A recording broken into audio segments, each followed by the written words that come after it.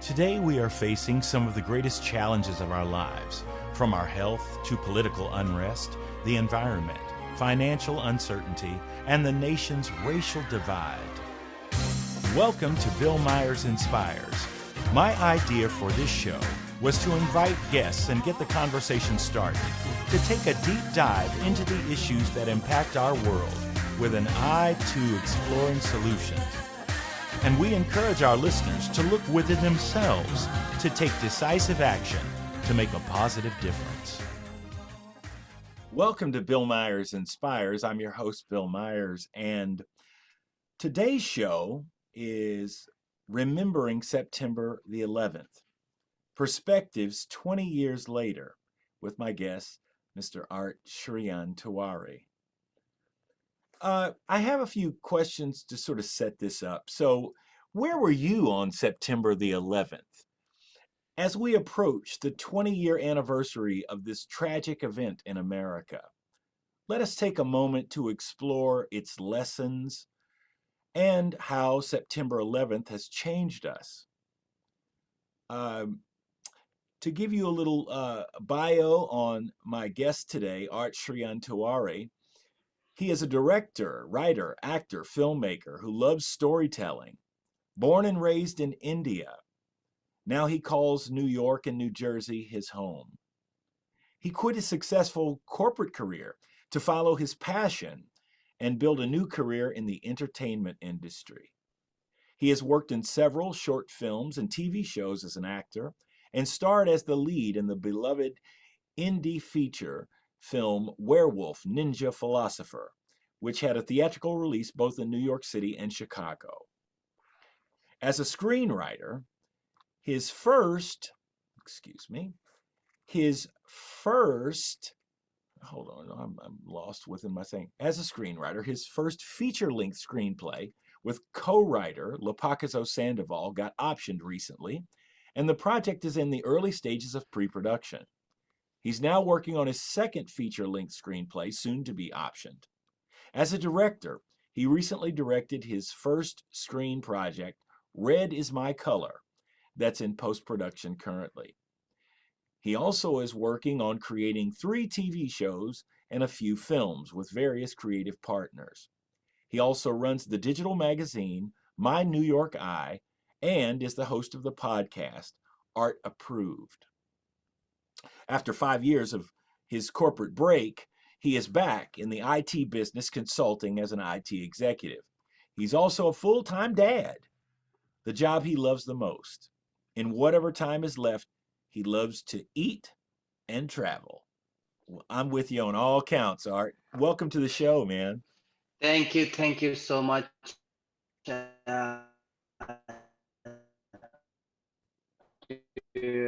invite me on. Well, you are so welcome. I'm glad to have you here. This wonderful show. Well, I've been fantastic, amazing guests. Really, thank you for that wonderful introduction as well. And this particular question that you raised earlier for the listeners as well, right? I feel like everybody has a 9/11 story. We remember that moment, and I can tell you from somebody who was not in America. I was in India when this had happened, and I still remember. I still remember when it happened. I was taking a train to my grandfather's funeral. He had just passed in the week before, and I was taking the train to my village, and suddenly there's like everybody started talking in the train.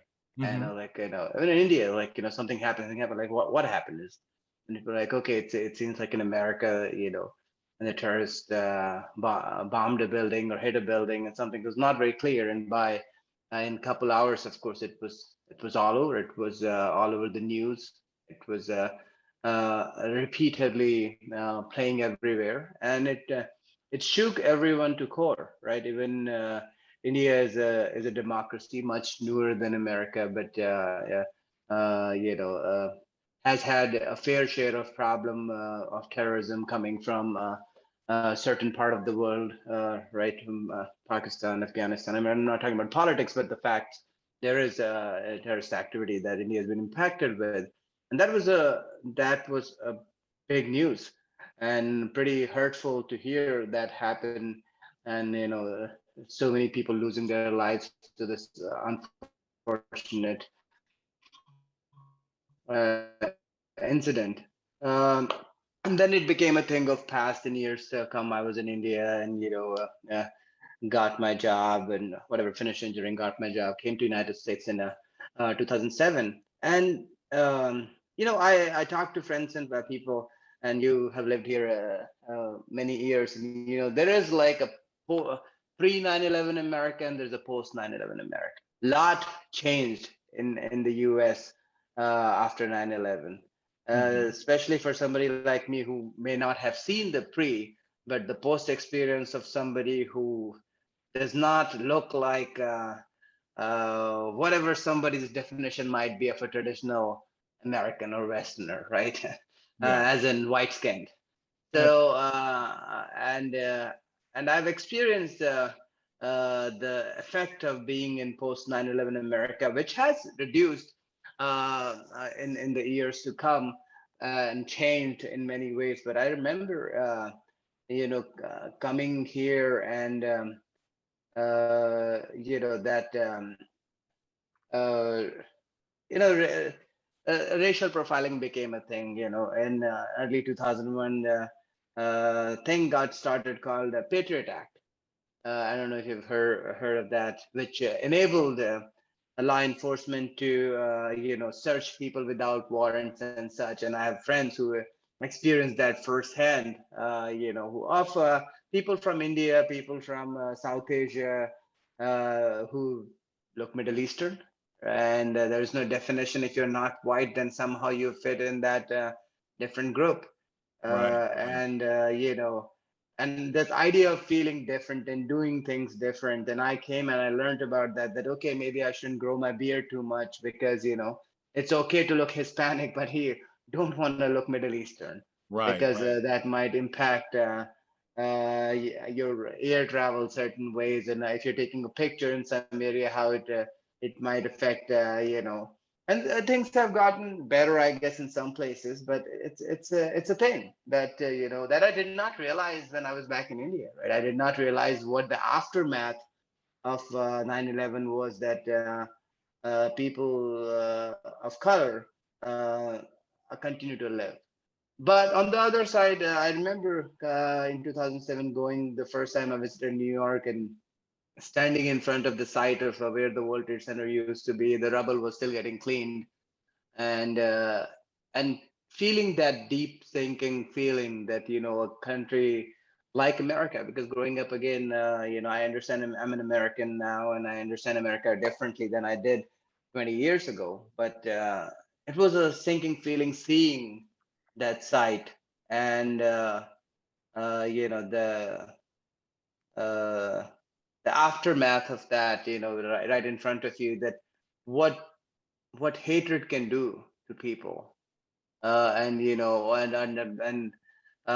blind faith in some ideology, or some, not ideology, just ideas, I feel Right. can do. And it's something that I've lived in New York since for over 10 years, and I've seen these things. And every year I used to go to 9/11 Memorial on the 10-year anniversary. I was there, and I've visited since the memorial has been built. And I lived in and walked through there every day for work for a long time. I saw the new World Trade Center being built, and I have a lot of respect for that as a symbol of our resilience, and Yeah.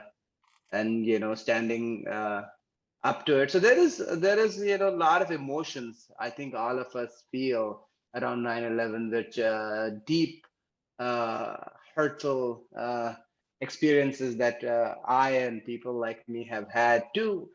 Deep pride in what we accomplished after to fight back, and deep sorrow for people who lost their life to this. It's a mixed bag. It's a mixed bag. Yeah, I want to, before we get too far away from it, and then I will come back and sort of share with you the answer to the question where I was when this took place. But first, I think it's very important that we Again, I think that a lot of times 9/11 just gets associated with this image of two planes hitting the World Trade Center. And I think it's really important to dive into a little bit more of the details and actually what happened on that day. So I went to pull some information so that we can sort of, again, create a context by which to look at what really went down, because the World Trade Center was a part of this story. But so this is brought to us from the History Channel, and it talks about the World Trade Center. On September the 11th, 2001, 19 militants associated with the Islamic extremist group Al-Qaeda hijacked 4 planes and carried out suicide attacks against targets in the United States. 2 of the planes were flown into the Twin Towers of the World Trade Center in New York City. A 3rd plane hit the Pentagon outside Washington, D.C., and the 4th plane crashed in a field in Shanksville, Pennsylvania. Almost 3,000 people were killed during the 9/11 terrorist attacks, which triggered major U.S. initiatives to combat terrorism and define the presidency of George W. Bush. The Patriot Act, as you mentioned, just as a sidebar, the creation of Homeland Security was the first order there, so I want to go to the Pentagon attack and share about that. As millions watched the events unfolding in New York, American Airlines Flight 77 circled over downtown Washington, D.C., before crashing into the west side of the Pentagon military headquarters at 9:45 a.m. Jet fuel from the Boeing 757 caused a devastating inferno that led to the structural collapse of a portion of the giant concrete building, which is the headquarters of the U.S. Department of Defense. All told, 125 military personnel and civilians were killed in the Pentagon, along with all 64 passengers aboard the airliner. The Twin Towers then later collapsed, less than 15 minutes after the terrorists struck the nerve center of the U.S. military. The horror in New York took a catastrophic turn when the South Tower of the World Trade Center collapsed in a massive cloud of dust and smoke. The structural steel of the skyscraper, built to withstand winds in excess of 200 miles per hour and a large conventional fire, could not withstand the tremendous heat generated by the burning jet fuel. At 10:30 a.m., the north building of the Twin Towers collapsed. Only 6 people in the World Trade Center towers at the time of their collapse survived. Almost 10,000 others were treated for injuries, many severe. The next portion of this is Flight 93. Meanwhile, a 4th California-bound plane, United Flight 93, was hijacked about 40 minutes after leaving Newark Liberty International Airport in New Jersey. Because the plane had been delayed in takeoff, passengers on board learned of events in New York and Washington via cell phone and airphone calls to the ground. Knowing that the aircraft was not returning to an airport as the hijackers claimed, a group of passengers and flight attendants planned an insurrection. One of the passengers, Thomas Burnett Jr., told his wife over the phone, "I know we're all going to die. There's 3 of us who are going to do something about it. I love you, honey." Another passenger, Todd Beamer, was heard saying, "Are you guys ready? Let's roll," over an open line. Sandy Bradshaw, a flight attendant, called her husband and explained that she had slipped into a galley and was filling pitchers with boiling water. Her last words to him were, "Everyone's running to first class. I've got to go. Bye." The passengers fought the 4 hijackers and are suspected to have attacked the cockpit with a fire extinguisher. The plane then flipped over and sped toward the ground at upwards of 500 miles per hour, crashing in a rural field near Shanksville in western Pennsylvania at 10:10 a.m.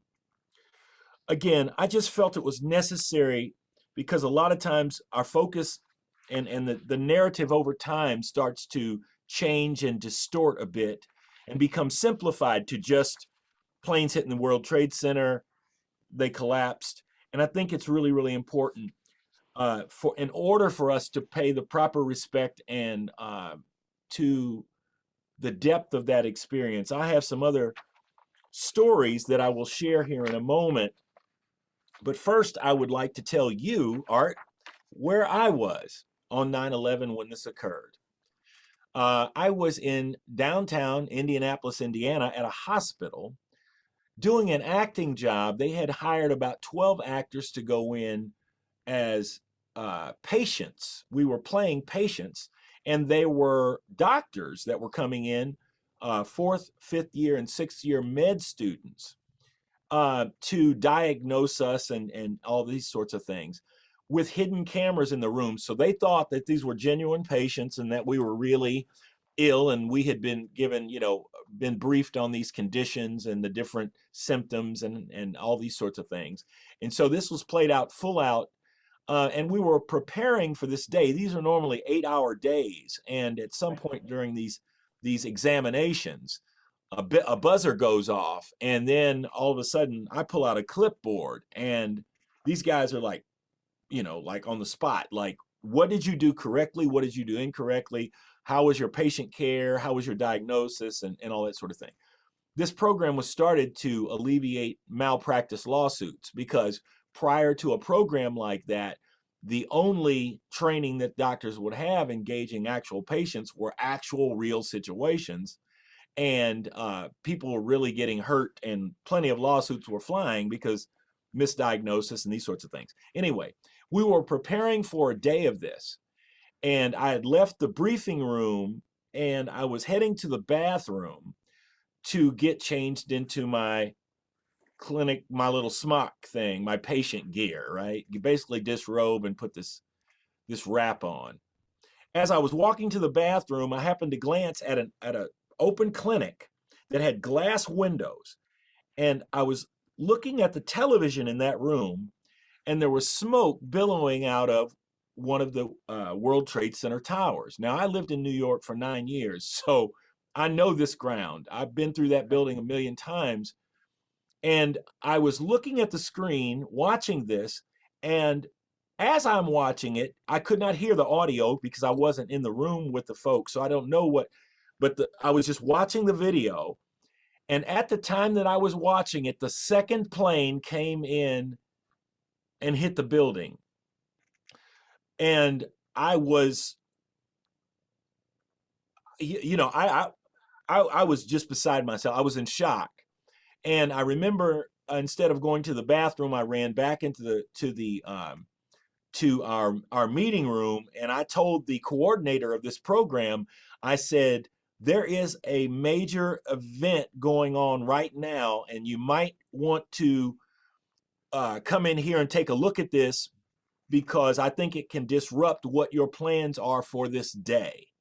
Because certainly there would be doctors and med students there who would have loved ones in New York City, have people that were in the World Trade Center or thereabouts, and this could just cause mayhem for the entire day. So I remember that so vividly. When that went down, I actually witnessed the second plane hit the building, and again, it felt like I was looking at a video game or some surreal activity, but it was real time. And so that's where I was, and that was my experience of that part of the day. So very, very heavy duty stuff. So we are ready for a break now. Art, it is a pleasure having you here with me today to have this discussion, sir. And I think that your perspective, certainly being that you were, in India, being able to see that event taking place from afar, and your observations regarding the brown-skinned people, the people of, Asia, and how they all get, because I too, being my skin tone, had me getting stopped in airports and everything else, and put on suspicious lists that I was unaware of. And I'd get on a plane, get off the plane, was escorted to a room, disrobed in some instances, all kind of stuff going on, get back on a plane, the next stop, get harassed in the same way. So I totally get that, and it's unfortunate. And that profiling thing. It's really, really unfortunate. So we are ready for a break right now, and you're listening to Bill Myers Inspires, and we're talking about remembering September the 11th, perspectives 20 years later with my guest, Art Shrian Tiwari. We'll be back in just a moment. Today, we are facing some of the greatest challenges of our lives, from our health to political unrest, the environment, financial uncertainty, and the nation's racial divide. Tune in every Friday at 3 p.m. Eastern Standard Time for Bill Myers Inspires, as he and his guests take a deep dive into the issues that impact our world with an eye to exploring solutions. Emmy Award-winning actor Bill Myers is an accomplished actor, jazz musician, filmmaker, writer, educator, and speaker.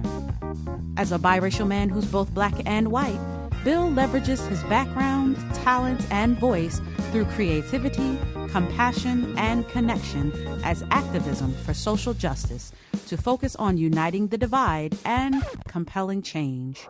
Bill Myers Inspires encourages listeners to look within themselves and take decisive action to make a positive difference. For more information, visit his website, BillMyersInspires.com, and sign in for the latest news and updates.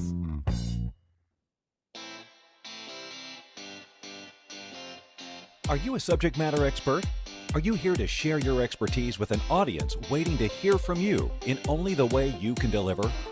Are you ready to have your voice amplified across the airwaves?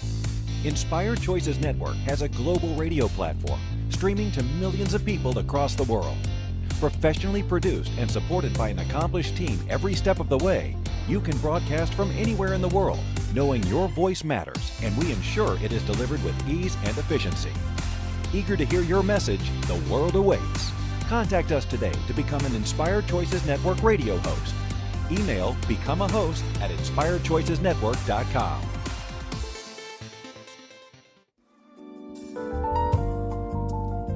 You're listening to Bill Myers Inspires here on the Inspired Choices Network. We're here every Friday at 3 p.m. Eastern Standard Time. Thank you for joining us. And now, let's get back to the conversation. We are back. You're listening to Bill Myers Inspires with my guest today, Art Shrian Tiwari. And I would like to share, first of all, this is a wonderful time on several different channels.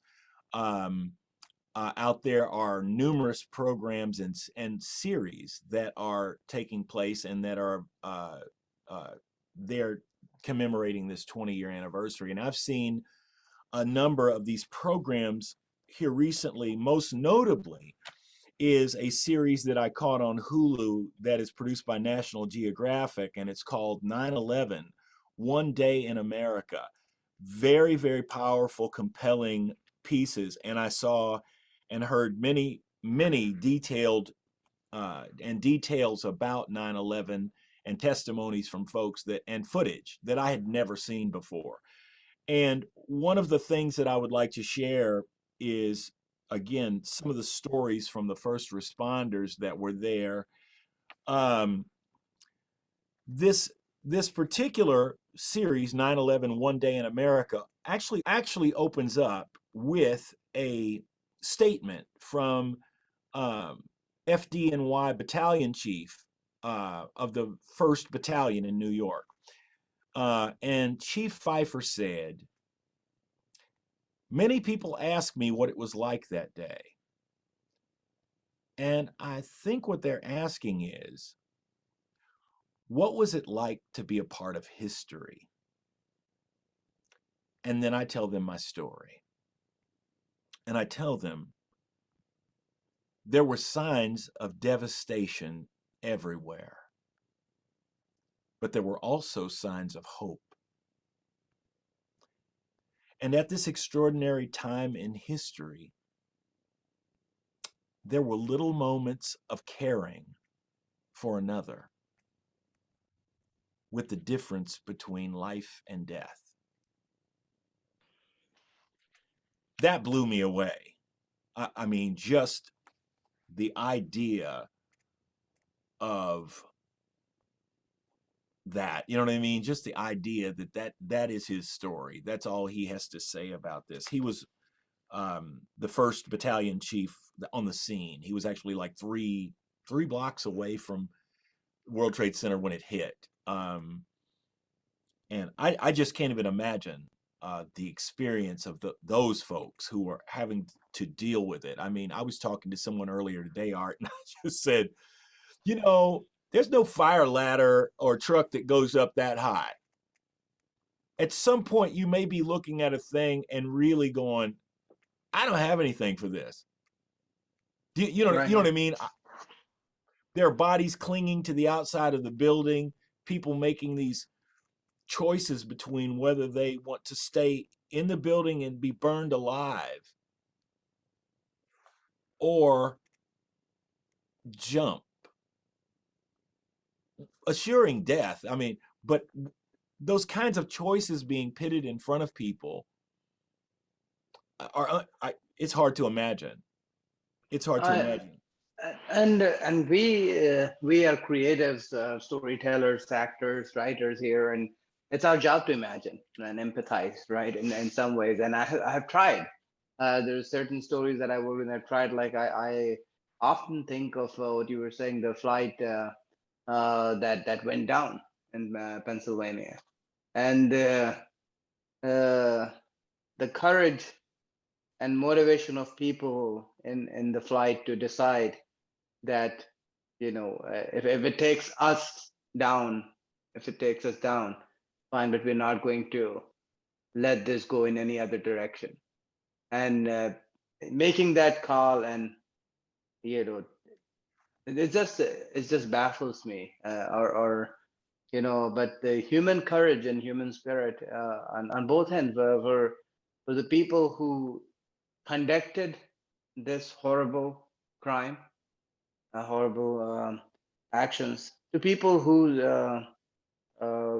suffered in its aftermath, to people who took action to help people. Like, you know, I've heard a lot of the stories. My wife was in New York. She used to live in New York, uptown at that time. She was in Columbia, and you know, it was felt firsthand all the way in the entire city. People could see the smoke, you know, the effects of that. And then as I worked there in downtown for many years, and when I came even after 5-6 years, there was buildings that still had broken glass, and you know, and everything, and it took almost a decade to clean up the rubble of it's baffling. And I also many times I thought, when I've stood there at the site several times, I always think of that, like the people that were in that flight or in those flights, and what would have been going through their mind in that moment. But people did step up. I attended the 10-year ceremony in 2011. I was in New York, and the chief was there amongst many others, and I heard him speak myself. And it's the remarkable thing from that day was how people stood together for each other in New York, in America, and in the world to some extent. And our indomitable spirit to fight against evil and step, you know, and a lot has happened. The world has changed. There's not just pre 9/11 and post 9/11 America. It's like pre 9/11, post 9/11 world. And it's when you were explaining about the event the day, I was thinking about that it's been 20 years. There's probably many kids out there who might be just learning about this this year, because you know, 20 year will be a bigger marker and conversation, because every year there is, but it just becomes just a passing marker right after that. I Right, mean, right, it becomes like hashtag never forget, and then we forget. right. Right. No. And I see people there at the memorial and taking selfies with this big grins on their face, and it angers me. And that like, do you, and the people taking like whatever like uh a new, what is this, like the child announcement and all, like this celebratory things, and they're like, this is a beautiful spot, let me.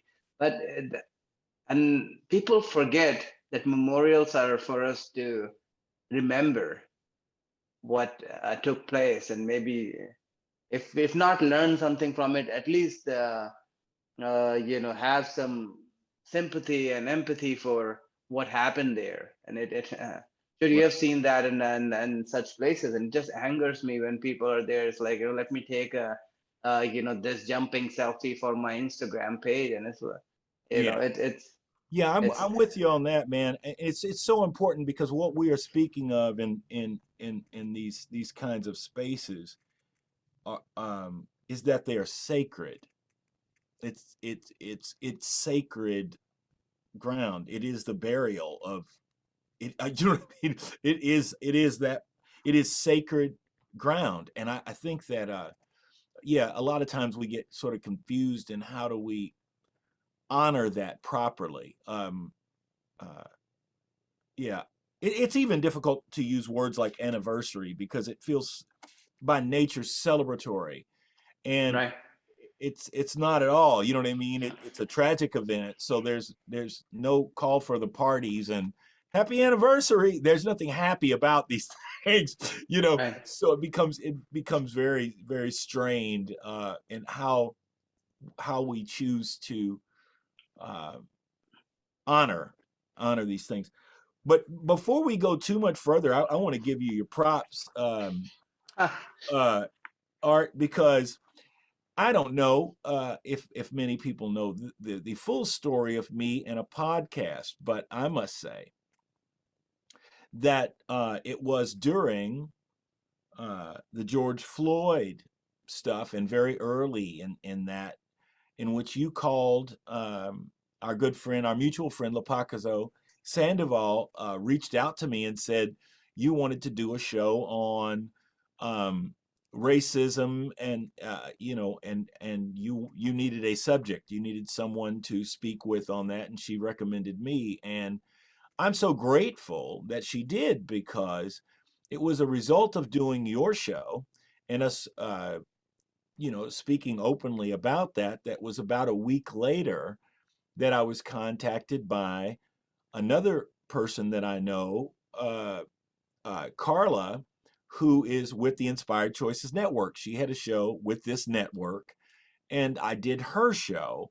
And as a result of that, um, I wound up meeting and speaking with the producer of her show, and then eventually Christine McIver, the owner of the network. So that is the series of events. So I must say, and give you your props, brother, because that really gave me a bit of the confidence and the courage that I needed to say, hey, I can do this. So that was the And first podcast.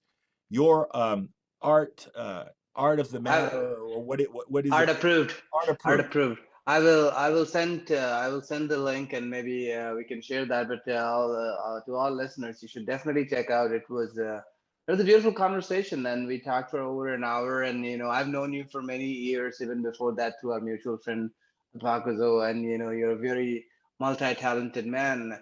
But I learned things about you that I did not know, and it was a very dark time in America, at least in my lifetime, for the country that I chose as my home.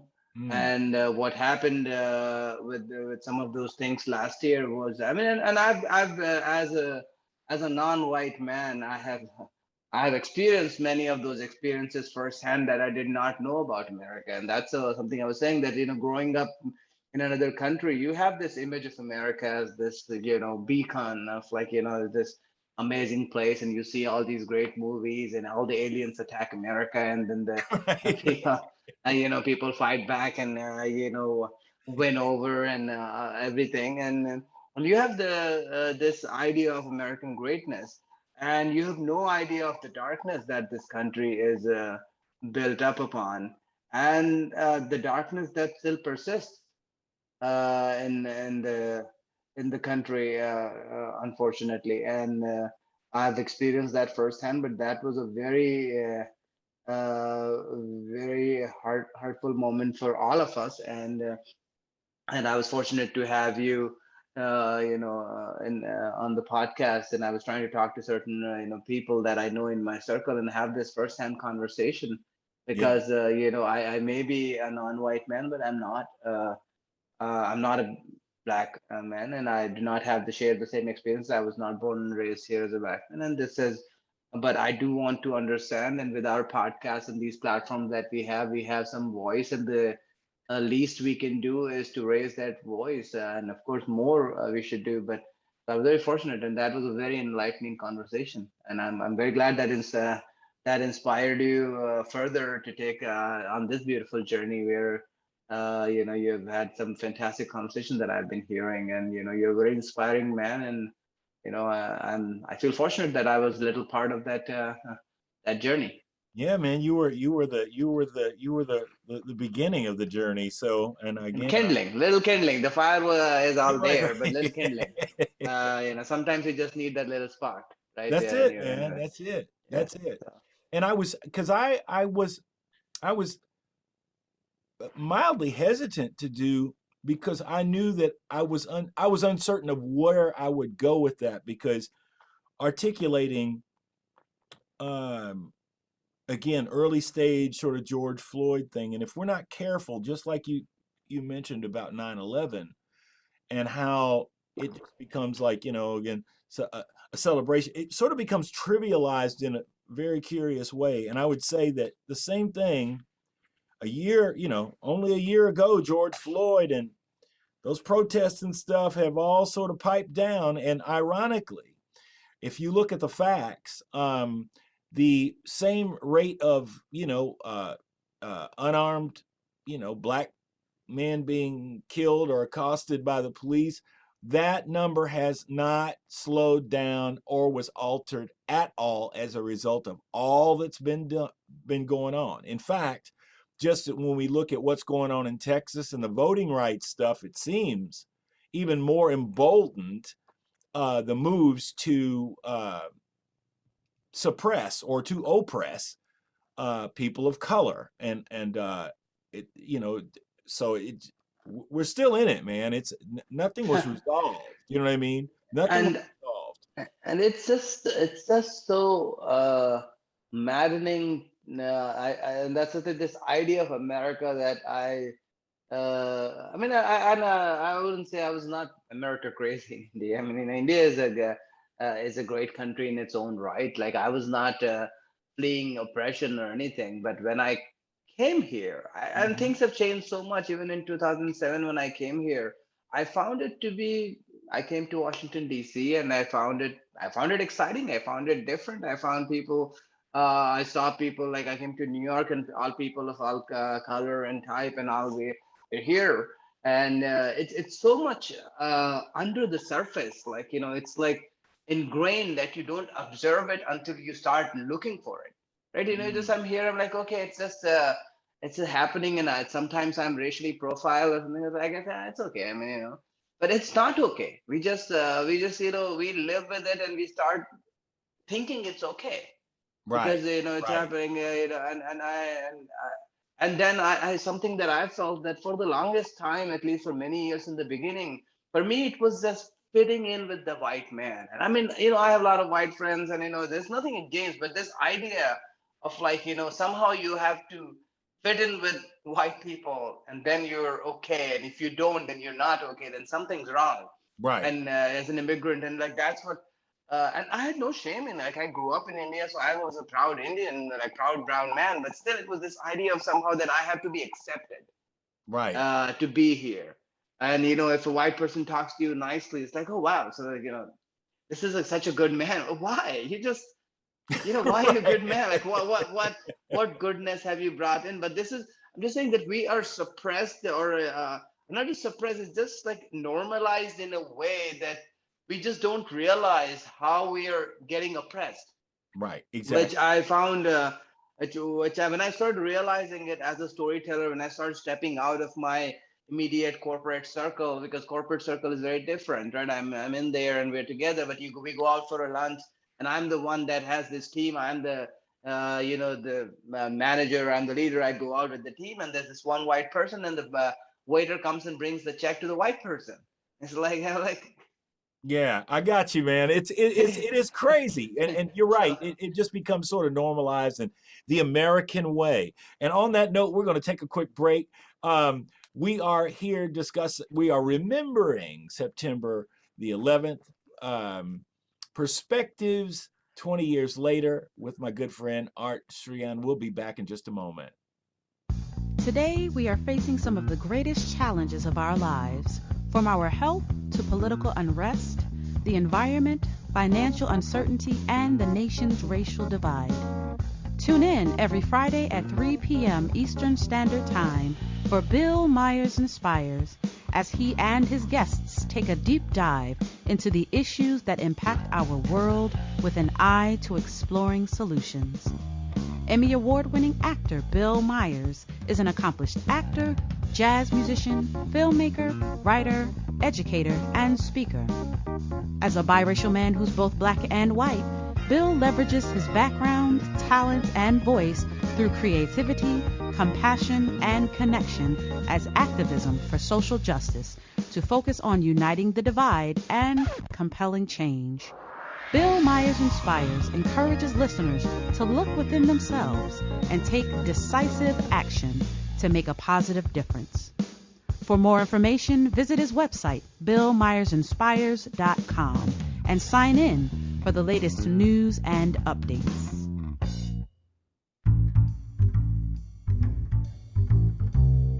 How wonderful would it be to carry your favorite Inspired Choices Network host with you throughout your day? Well, now you can. Inspired Choices Network now has its very own mobile app. Our free app offers live streaming shows, along with thousands of podcasts and TV episodes. Our shows cover a wide variety of topics. Whether you're waking up with us, carrying us through the day, and taking us to bed with you, we're always here for you to enjoy. We're easy to find. Just search for Inspired Choices Network in the Apple App Store or Google Play Store. You're listening to Bill Myers Inspires here on the Inspired Choices Network. We're here every Friday at 3 p.m. Eastern Standard Time. Thank you for joining us. And now, let's get back to the conversation. You're listening to Bill Myers Inspires, and we are back. Art, I want to share a little story with you. This one I sort of transcribed from this 9/11 one day, what was the name of the program again? The One Day in America, National Geographic series. I highly recommend folks take a look at that. It's probably about 4 or 5 parts, but very, very powerful. And it's some of these individuals' stories, again, ones that I had not heard. These were not the handful that we heard over and over in the news over the last 20 years. This one story just grabbed me in such a way that I wrote it out. I transcribed it because I wanted to share it with the audience today. And so here we go. A man whose important business meeting had just been changed to the Marriott at the World Trade Center location the day before recalls, "I smelled kerosene in the hotel lobby. So I walked over to the revolving doors and looked out. I couldn't figure out what was happening. I saw a woman coming through the haze with her hands out.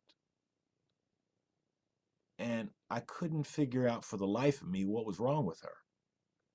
As I went closer to her and she walked to me, I could see she was badly burned. And I could see that she was still smoldering. So I brought her into the lobby and I sat down with her. I sat her down by the wall. She said she couldn't see and that there was a ball of flame.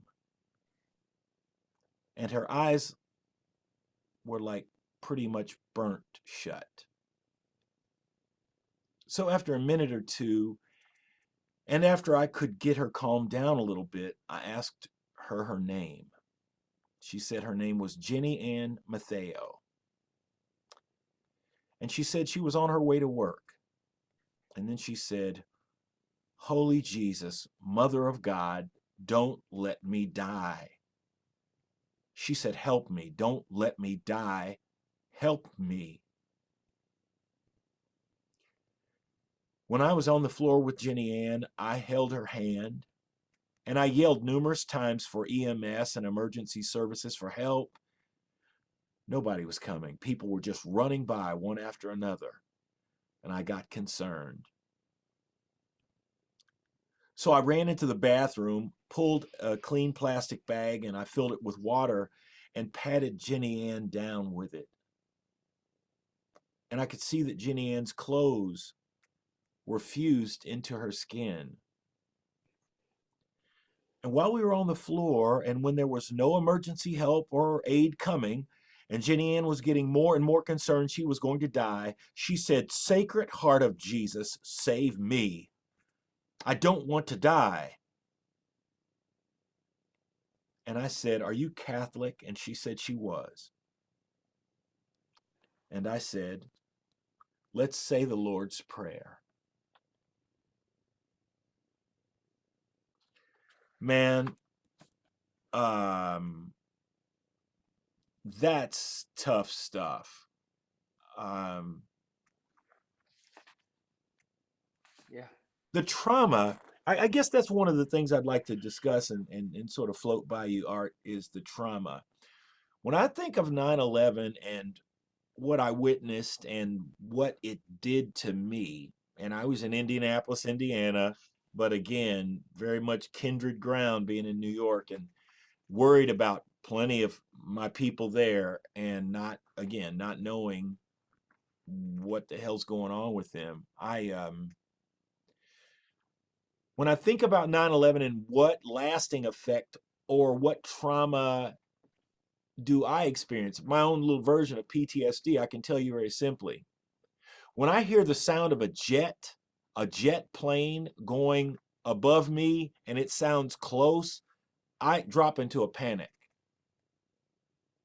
I immediately look up and I'm in like a defense posture, like run for cover, because I can hear the plane, I can hear the jet, you know what I mean? And it's sort of whistling. It sounds way too close. And I'm fearful that it's another incident about to occur. And I discovered that this morning as I was like sort of sitting up and really thinking about preparing for the show and just going, what out of that experience really gets under my skin? It's the sound of a jet plane, the jet engines passing by too closely, you know. So do you have any things that I mean, of course, any things from the 9/11 experience, and even been here in America, and you know, the profiling certainly is a byproduct of this paranoia, but it's also the truth of America's racism all along anyway, because profiling was going on not because of 9/11. It's been going on to certain communities forever. I'm very curious about what your experience is. I've done 2 shows on the anti-Asian hate crime stuff. And have you had any experiences relative to that business? Because of course the China flu pandemic, all of that stuff. I mean, again, you are you're Indian, man. So I mean, have you Yeah, it's parts of that? both. I mean, it's yeah, as I said, like this is this whole. Uh, I mean, but to your earlier point, right now, I know that this profiling and racism was not is not in any way, shape, or form byproduct of 9/11. It just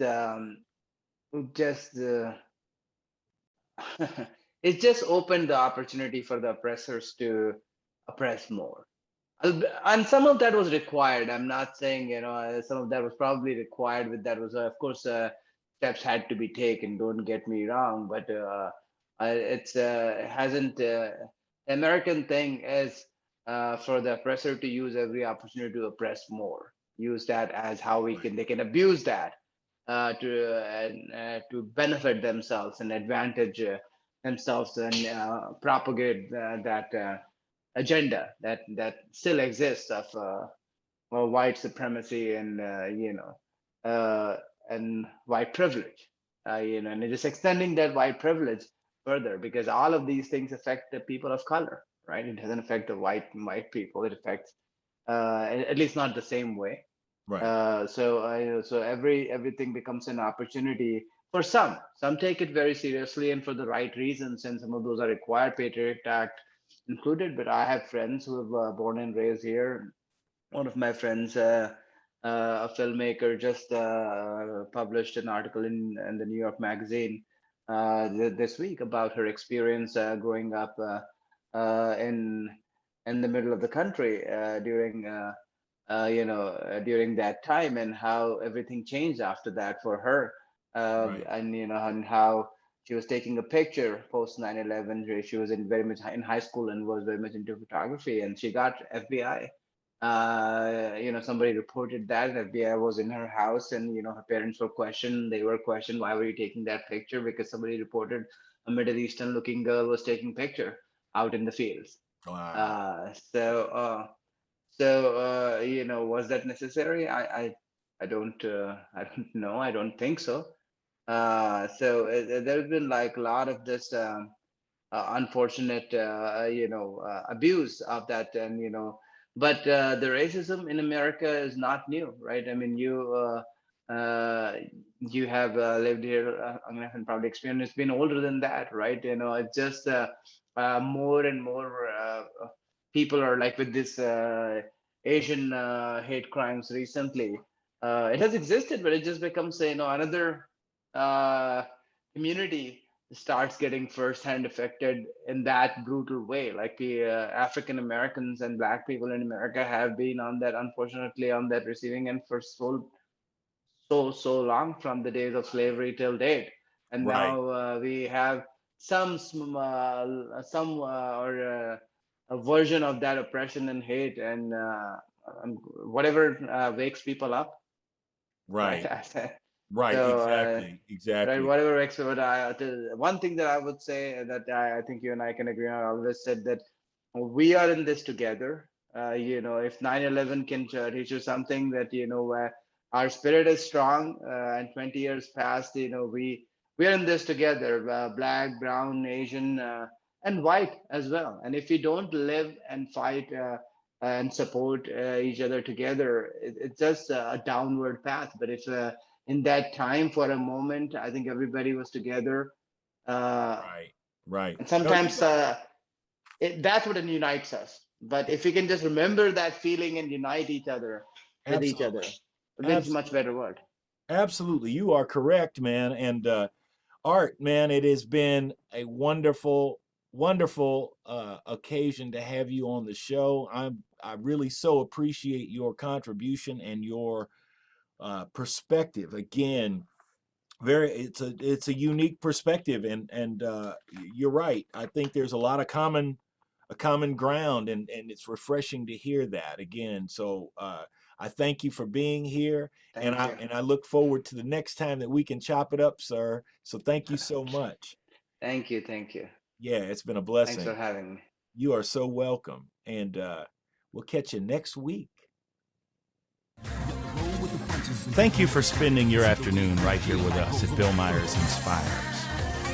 Remember, we're here every Friday at 3 p.m. Eastern Standard Time on the Inspired Choices Network. Remember to take time this week to take a breath and look within yourself and figure out how you can make a positive difference in this world. Spread the word, and we'll see you here next Friday. Have a wonderful week.